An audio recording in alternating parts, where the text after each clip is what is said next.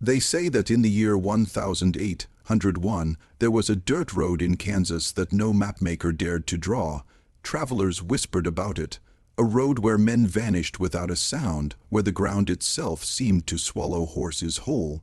The locals called it the Widow's Stretch. No one knew who built the small cabin that stood at the end of that road, but the children of the town swore they had seen a woman there.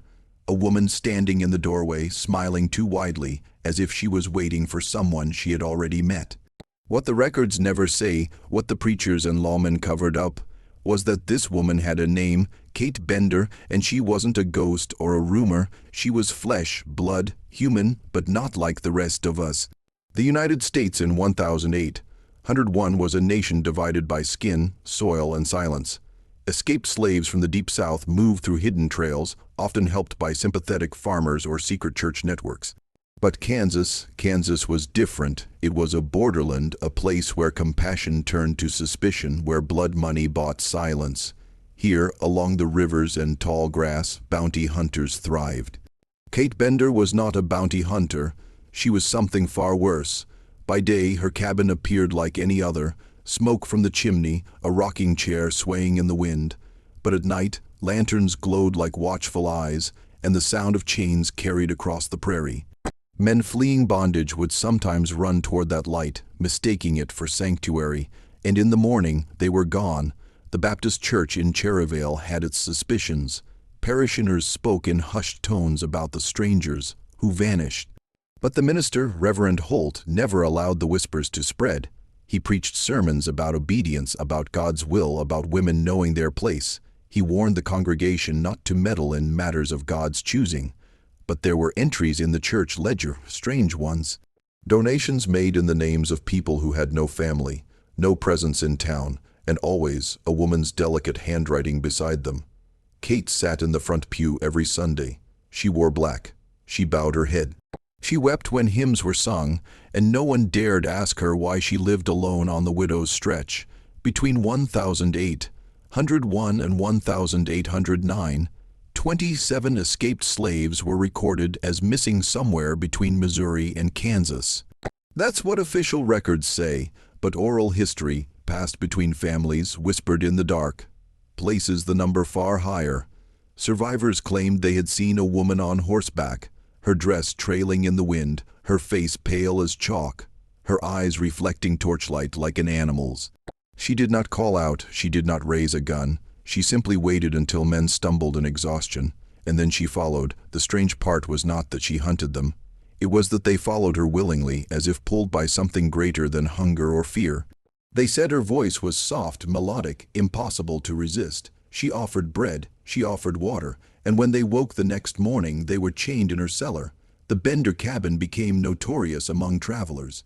On its surface, it was warm and welcoming. The hearth always glowed, the table was always set. A Bible rested prominently near the door. Kate greeted guests with open arms, speaking in a voice that reminded them of mothers they barely remembered. But something was wrong. Guests often recalled that her food had no taste, that the wine left a bitterness that lingered long after it should have, and when she laughed it sounded rehearsed, like she was mimicking a sound she'd once overheard. The cabin was also peculiar in its layout. The kitchen was lined with curtains that reached floor to ceiling. Behind those curtains was not storage, not decoration, but something hidden, something no guest was allowed to touch. The locals claimed they heard cries beneath the floorboards at night, the kind of cries that weren't human anymore. In 1810, a traveling magistrate stumbled upon something strange in Kate's possession, a ledger. Not of debts or purchases, but of names. Men's names, women's names, even children's. Dates were carefully recorded beside them, and beside many of those dates, a simple symbol, a cross, drawn in red ink. Some names had no record elsewhere. They belonged to the lost. The magistrate questioned her about the book, but Kate smiled and said it was her prayer list. He accepted the explanation. Perhaps he feared her. Perhaps he admired her. The ledger grew thicker with every year, and as the list of the missing lengthened, so did the silence of the town. In 1811, rumors spread about a wagon of orphans disappearing near the Widow's Stretch. Children from St. Augustine's home in Missouri slated for labor placement, were never seen again. The church claimed the wagon broke down and the children wandered off. But mothers in the town whispered otherwise. They claimed they heard children's voices echoing in the night, near Kate's cabin. Witnesses swore they saw small hands pulling at the curtains from inside her windows. Yet when riders approached the house, the lights would die instantly, as if extinguished by something other than flame. The orphans' names later appeared in Kate's ledger. Next to each name was not a cross, but a circle. What the circles meant, no one knows.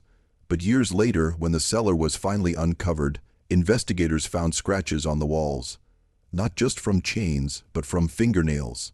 Small ones, too small. Kate presented herself as a widow, a woman punished by life, broken but holy. She dressed in black, carried a rosary, and quoted scripture. She was invited to church picnics, funerals, even baptisms.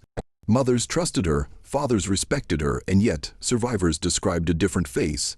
They said her eyes would change color depending on the lantern's glow, that her mouth stretched wider than it should when she smiled, that when she touched you her skin was colder than water pulled from a well in winter. She told one man, an escaped slave who later fled before she chained him, that she was chosen by God to separate the lambs from the goats. He swore. She looked him in the eye and said, "You ran from one master only to find another." In 1812, Reverend Holt, the Baptist minister who had long silenced rumors, vanished. The church insisted he had been reassigned to another county. But no one ever saw him again. His horse was later found grazing near the widow's stretch, saddle empty. For weeks, the congregation gathered outside the Bender cabin at night, holding lanterns, whispering prayers. Kate emerged once, clutching her Bible, her face streaked with tears. She told them the Reverend had been taken up, rewarded for his faith. Days later, his name appeared in her ledger, marked with a cross. In 1815, a farmhand who escaped the Bender cabin revealed its secret. Beneath the floorboards lay a trapdoor leading to a cellar. Chains were bolted to the stone walls. A drainage trench cut through the floor, leading out into the soil. The farmhand claimed he saw piles of bones in the shadows. Not clean bones, but torn and splintered, as if chewed by dogs. He swore some of the skulls still had scraps of flesh clinging to them. When he told the sheriff, he was laughed out of town. They said he was delirious. They said no woman could do such things. Weeks later, his name appeared in the ledger. By 1818, the disappearances could no longer be ignored. Federal agents rode into Kansas to investigate rumors of a witch woman killing escaped slaves. They visited the Bender cabin. Kate greeted them politely, served them tea, and prayed with them. The agents found nothing. What they didn't know was that the curtains concealed hidden passageways, and beneath the rugs were stains no cleaning could fully erase. The government filed the matter as unsustained. The papers were buried, the silence resumed. But that night, one of the agents had a dream he later confessed to his wife. A dream of being chained in a dark room, Kate's voice whispering scripture in his ear. He never returned to Kansas again. By 1820, children in Cherryvale invented a game called Widow's Bride. One child would stand at the doorway pretending to be Kate, while the others pretended to be travelers. They would sit at a pretend table, whisper prayers, and then the bride would suddenly clap her hands. At that sound, all the travelers would collapse to the ground, playing dead. Parents were horrified, but the game spread anyway. What no child could explain was how they knew the details. None of them had been inside the cabin. None of them should have known about the sudden collapse, unless they heard it from the voices beneath the floor. Farmers near the widow's stretch began to complain their fields would not grow crops. Corn wilted, wheat rotted before harvest. When the soil was tilled, it bled. A reddish ooze seeped through the dirt, staining boots and plows. The farmers demanded the church bless the land. The minister sprinkled holy water, but it boiled on contact. That night, thunder shook the prairie. Locals swore they saw lightning strike the Bender cabin directly, yet the house never burned.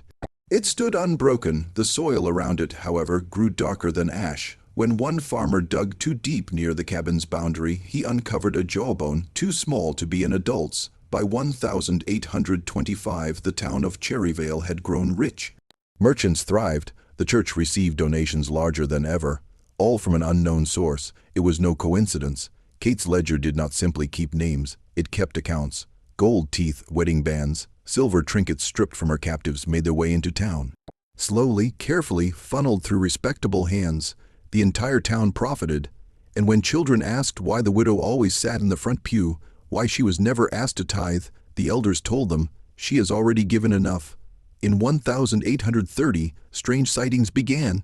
Families reported seeing faces at their windows, faces of men and women they knew had disappeared years earlier. Their skin sagged, their mouths hung open, and their eyes were clouded white. The families whispered the escaped slaves were returning. Not as men, but as shadows. Some claimed these revenants followed Kate, lingering behind her like smoke. At church, when she rose to sing, the pews behind her creaked as though invisible bodies sat beside her. The sheriff dismissed it as hysteria, but weeks later his own daughter swore she saw the Reverend Holt standing in her room at night, whispering prayers that made no sense. In 1832, St. Augustine's orphanage sent a children's choir through Cherryvale on their way to perform in St. Louis. The group stopped overnight. They were seen entering the Bender cabin for supper. They were never seen again. The church blamed highwaymen. The sheriff blamed wolves. But locals said they heard voices, dozens of them, singing in unison from beneath the prairie. A hymn, twisted and broken, echoing through the grass. Kate came to church the next morning dressed in white for the first time. She smiled. She sang louder than anyone. By 1840, travelers reported something stranger still. The Bender cabin could not always be found. Some swore they rode past the widow's stretch and saw nothing but open prairie. Others swore it appeared only at night, lanterns glowing in the windows like eyes. One group of surveyors claimed they knocked on the door, but when Kate opened it, the inside of the house was too large. Hallways stretched on endlessly, and doors opened to rooms that could not possibly fit inside a frontier cabin. When they fled, they swore the door had disappeared behind them. By 1850, the ledger was no longer a book. It had become a tome, its pages swollen, ink blotting through like veins. Survivors claimed Kate no longer wrote with pen and ink, but with her own blood. The names glowed faintly in candlelight, pulsing as if alive. The last pages contained no names, only a phrase repeated again and again, "The soil remembers." And beneath that phrase, blank space waiting. In 1860, as the Civil War loomed, fugitives traveling westward still spoke of a woman in black who lured men off the trail. A woman whose cabin appeared when no other shelter could be found. Union soldiers, Confederate deserters, and runaway slaves all vanished along that same stretch of land. Their names stopped appearing in any official record. But in whispered family stories they live on, always ending with the same sentence, "She fed on them." By then, Kate Bender should have been nearly 70 years old, but witnesses described her as unchanged. Her skin smooth, her eyes sharp, her smile eternal. By 1900, the Bender cabin was gone. No beams, no foundation, nothing. Only scorched earth where no grass grows to this day. The government declared the site unremarkable. The church called it a superstition. But in 1921, when a farmer digging fence posts struck wood deep underground, he uncovered something impossible, a door, beneath it a staircase descending into the dark. The sheriff sealed it, ordered silence. Newspapers never reported it, and the ledger, the last mention comes from 1947, when a librarian in Topeka catalogued a strange book that appeared one morning on her desk. She swore the handwriting inside was delicate, feminine, and signed with one name,